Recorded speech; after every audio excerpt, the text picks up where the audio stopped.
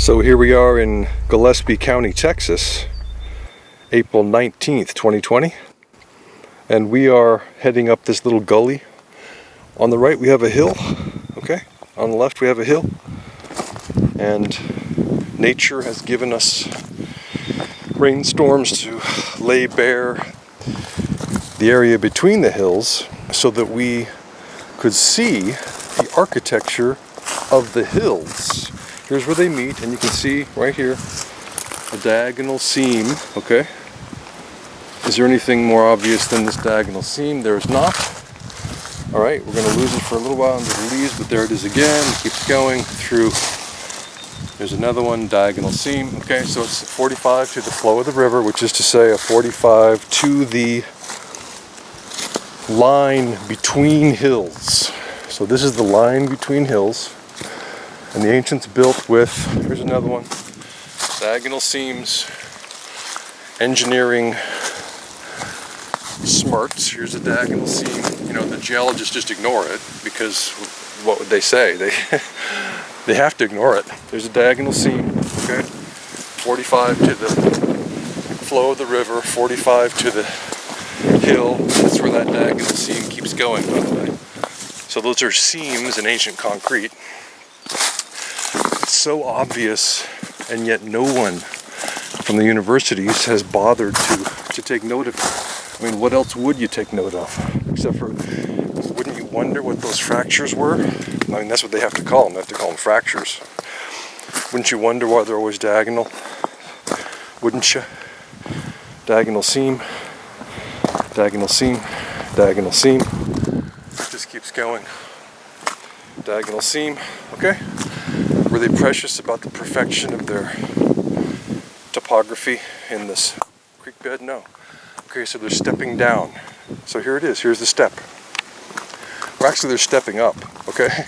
Because they're undoubtedly building from bottom to top. So here's the next layer, the next floor of the creek.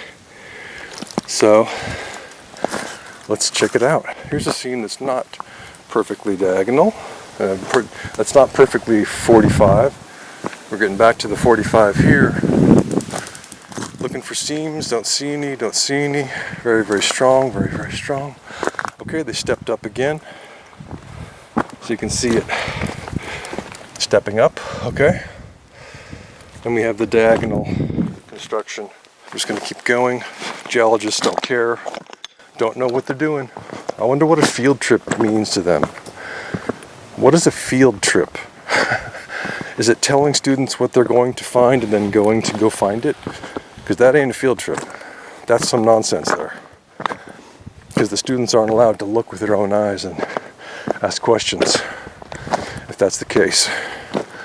It might be nice if the students were allowed to look with their own eyes, but we're just going to explore the architecture of the hills today. We're gonna look at the ancient building that is called geology in the universities, the Rockefeller-controlled universities. Rockefeller-funded textbooks give the mind control programs to the professors. The professors spout that nonsense. The professors haven't been in the field. Diagonal seams, 45 to the line between the hills. We could say 45 to the flow of the river, 45 to the flow of the creek. So we found that in many, many, many gullies, creek beds, river beds here in Texas. It's all we find, and it makes sense from an engineering standpoint to build diagonally. Here's a seam that's coming apart slightly, okay?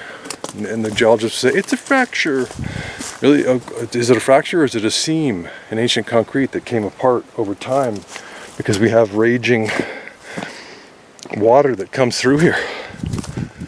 Okay? Here's a seam that came apart over time. Seams that came apart. Here's a root that busted this apart slightly. Let's see this tree? Those two pieces are right next to each other. And now they're 3 inches apart because of a root. Because time does take its toll, right? But these are not fractures in natural geology, obviously. when we break the spell of the institutional geology training, it's going to be a beautiful and wonderful and miraculous thing, because people will be able to start seeing what's really here, which is ancient hills that meet in specific places. This is not an accident of rains that came through and just made a gully. Yes, the rains made the gully, but that's because the ancients decided to make the hills meet here. So the rains will eventually make a gully if the rains are strong enough. So that's what happened. It laid bare the sides of the hills at the bases. Here's a diagonal seam, but then it sort of disappears, very chaotic. So in the upper layers, we don't have the diagonal seams there. We have occasionally diagonal seams, occasionally, let's call them 90 degree. Instead of 45, we got 90 degree. So, and so it was in the lower layers, they were using their diagonals, their 45s. 45 to the flow of the river. But then it's interesting because it kind of comes and meets this other seam here. So there's another seam, see that? And it kind of curves. So you could see how the geologists would say, oh, that's just from random nature happening. That's not planned. No one's going to curve a seam between their concrete. Well, that's what the ancients did. This seam goes up, and see how it goes through all those lines of, all those layers of, quote, sedimentary material. That means it's not sedimentary material. This, I'm going to get really close, geologists, okay? I know you tuned out before this, and this is just regular old people listening to this video now. Geologists tuned out a long time ago because they don't want to hear anything that wrecks their paradigm. But here's this 45-degree seam in ancient concrete, and it goes straight up through, you know, thousands of years of sedimentary layers. How did that one line do that? It's amazing. Whoa, what an amazing thing nature is. No, that's a day of building. They just put all those layers down. They had one seam. They stopped on the left or they stopped on the right, and they went left, or they stopped on the left and went right. See the top layer is strong up there? Then below it you got the soft chalky layers. It's earthquake mitigation. So the top layer is stronger. Then you got soft. So it's hard, soft, right? And that's a deep, soft bunch of layers, little tiny thin soft layers, right? Very, very smart building for earthquake mitigation. Then a harder layer. See, this one is really, really hard, molded, and that's more soft and chalky. That 3 foot tall layer made of many soft layers of gypsum, concretized gypsum, but it's softer, and that's harder concretized gypsum, and this is super hard concretized gypsum, and then it just keeps getting harder. So they always alternated hard and soft layers. That's what they did. So they put specific recipes of concrete down to protect against earthquake forces. And this creek has stayed here essentially intact for millennia or millions of years, we don't know. It's interesting to think about time frame, because once you realize that this is terraformed, then you go, when was it?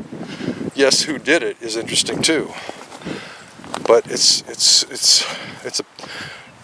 a real problem, an interesting problem, a fun problem for scientists who are awake, because you can't solve problems if you're asleep, scientists. So you got to get awake first, and then once you're awake, you can say, well, I wonder when the terraforming was done, and then you can start to solve that problem.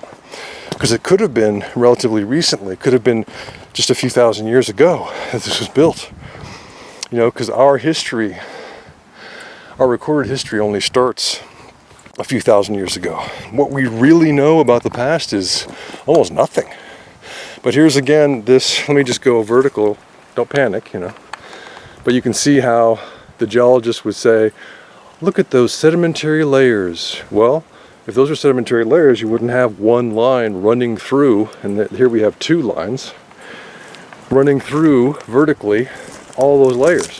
Why would nature do that? Nature wouldn't and couldn't do that. Therefore, we know it's building. So we have this this really, really cool, interesting jigsaw puzzle of super hard layer there, little tiny super soft layer. Let's see how it's been taken out. See that chalky stuff that's been taken out? Chalky, but then super hard. Then you got this chalky thin layers, then a super hard one, right? Isn't that interesting? I mean, yes, things can be interesting if you wake up. Diagonal seams, right? So that's all we find, and the geologists are like, I was on a picnic, I didn't notice because I was eating food instead of actually looking at anything. I seriously don't know what the geologists are doing. I can't even imagine what geologists have been doing for hundreds of years, except looking at textbooks and going, let's see, I got to plan my lesson plan for the kids today, and here's what the textbook says. So you can see how this seam in ancient concrete goes through all those different layers, right? If those were sedimentary layers, again, impossible for one straight line to go through them. And you say, but maybe it could. Well, really, but then we have the smoothness of the side. Always find that, right? The smoothness. Why is it so smooth? Why is it so straight? Not perfectly straight, but why is it so straight? Why is a fracture so straight and leaving smooth interior faces? Look how closely knitted that seam is. I mean, it's unbelievable. And there's the smooth side. So here's that smooth interior face right there. And I keep wanting to make a video, see how smooth that is? That talks about the smooth interior faces of the seams of the ancients, of the sections. Because I wonder if if they meant to have these outcroppings here, or if it was just a little bit of sloppiness to not have them be flush, you know? And I think that they probably just didn't care that they had some areas that didn't meet because the stuff is so strong. They weren't worried about water perturbing it. Here's a diagonal seam again. You can see it. So it goes like 18, 20 feet. Can we find any seams in this area here? One piece. Ah, here's one. It's not in the lower level, but in the upper level we've got a diagonal seam. Let's see what else we find. Huh. It's like this just sort of poured this top level down really super hard. You can see how hard it is compared to the lower level, right? Because you can see the erosion of the lower levels. But then this is super hard. Whoa. Oh. This the very lowest level is almost equally hard, let's say, to the level there. But in between is a soft earthquake mitigating layer, let's say. This layer, it looks like it ends about here and goes up to about there, and then you've got the harder layer on top. So hard, soft, hard, right? I haven't seen these seams in this lower level for a while. Huh. Okay. Well, this is part 2 of the architecture of the hills. There's a nice diagonal seam right there. Let's just follow it. Going through all these, quote, sedimentary layers. Oh, okay. Still there.